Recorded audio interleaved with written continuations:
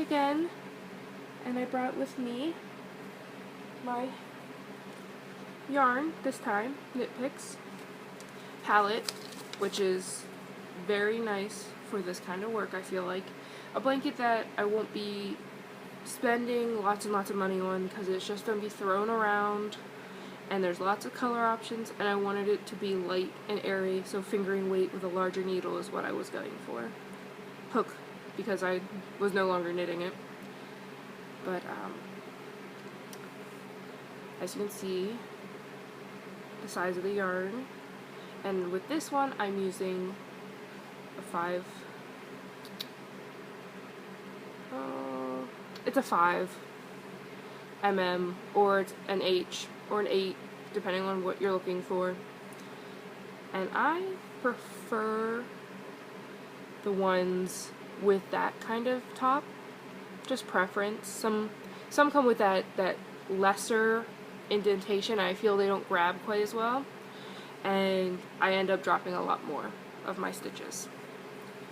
But to start off with the flowers, I leave about this much of a tail, just enough that as I'm, well, maybe a little more.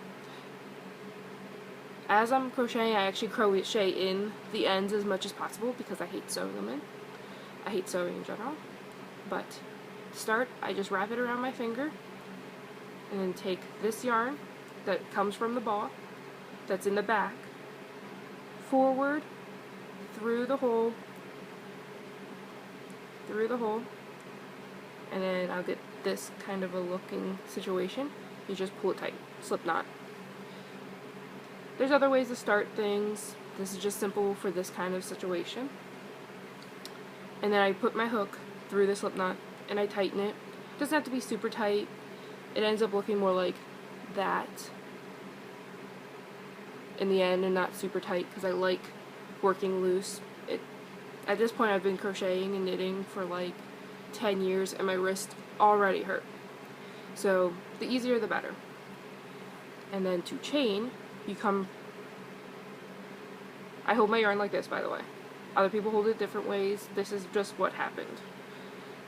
But I take the hook behind the yarn, which is facing me, so the hook is towards me, and I go underneath it and I wrap it, which is one of the reasons I like the extra hook. It ends up just sliding right into that little divot and pulling right through. There's better tutorials out there that can show you much better details. The lights here suck. But I do that 6 times. So I already did it once, 2, 6, and you'll have this, a chain. It's tiny, hard to see, but that's a chain. I'm actually hoping to do this more as like updates when I go get new pretty yarns or new hooks. I'll have to show you my hooks and my needles. I love them. But I need to have a circle in the end. So I'm holding this yarn and I find the first chain and I push through. I tend to like to have 2 yarns on top and 1 yarn on the bottom. A crochet hook, like a crochet chain, has 3 yarns, 2 on the outside and 1 going through the middle, it looks like. And I like for 2 of them to be on top and 1 of them to be on the bottom when I'm doing my circles. Just preference. I feel like it's a little sturdier. And then I'm left with something that looks like this. And with 2 chains up on the hook, I take the one closer to the hook end. I let it slide into the little divot and I pull it through the other chain. And I am left with a little tiny circle.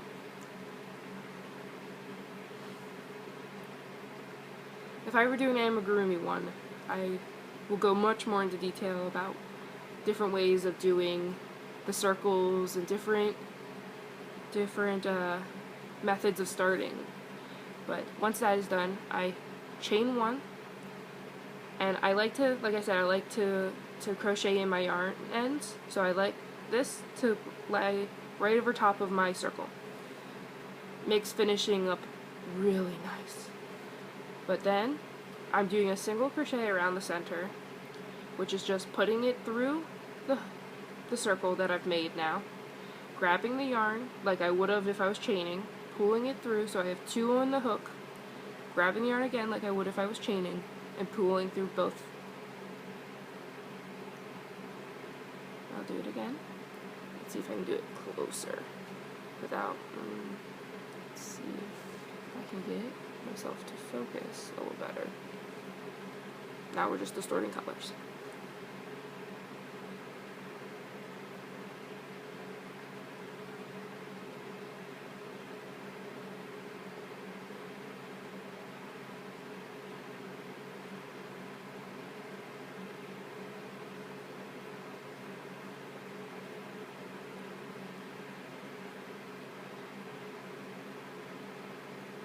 I'm not sure if that was the best view in the world, but like I said, the hook is towards you, you go underneath, you let it. I always start off with the hook flat too. For some reason it's just how my hands move, but I always go flat underneath, no, flat underneath, turn it towards me, and it grabs in so it doesn't slip off, because if you went like that it would just slip off. So I always like it to be tucked up towards there. I don't even know what I'm doing at this point. That was not when I was supposed to do that. So, and then you pull it through and you can see how you're left with 2 of these. Don't do that. 2 of these on the hook. And then you slip under again, you pull through.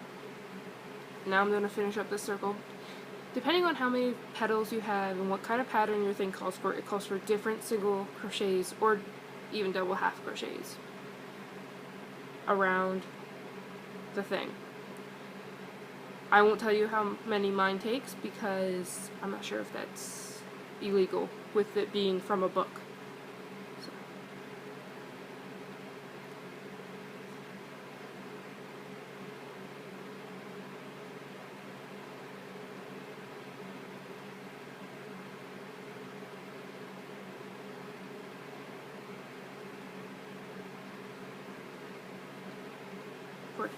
Alright, now you see I'm all finished, and as I pointed out, the yarn is all tucked up inside of here, which, like I said, when I'm all done with all of the things, all I have to do is find these on the back of the work. I do tuck them to the back so that they're not as noticeable, and I pull it a little more tighter, and I just cut it really nice and close.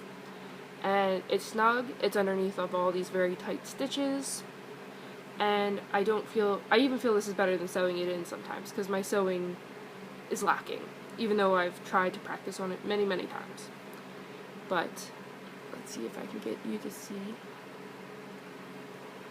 these. Alright, do you see all these little bumps, and all these little lines?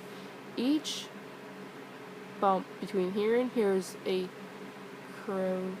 one single crochet around. There, that's a better view. Each of these little tiny V shapes is a crochet around. On this side, you'll see that there is a gap, and then there's a little knot looking thing, and then there's one here. That was your first one up. Your first row up. You built up a row. And that was your first one. That's the one we need to look for. And you're going to take your hook, and these ones are nice and pointy, which makes them easy to slip through your needles. I also prefer metal ones over like wooden, because wooden just seems always very grabby, especially when I'm working with a lot of wool these days, or non-synthetics. And so I bought them, they were expensive, and then I gave them away to friends. But you push through underneath the top 2 V-shaped yarns. You push underneath, there's a little tiny gap, it should slide pretty easily in there. And then you're left with, again, one single thing over here, and then this V that's pretty tight across this one. You, again, take your yarn, you grab it, slip through, you slip through. It's a little easier to go ones at a time, Like, once I'm really going, it usually is easier, but again, I've been doing it for a really long time. And that is your first row of these little tiny cute flowers. And I'll be back with another one as soon as I can.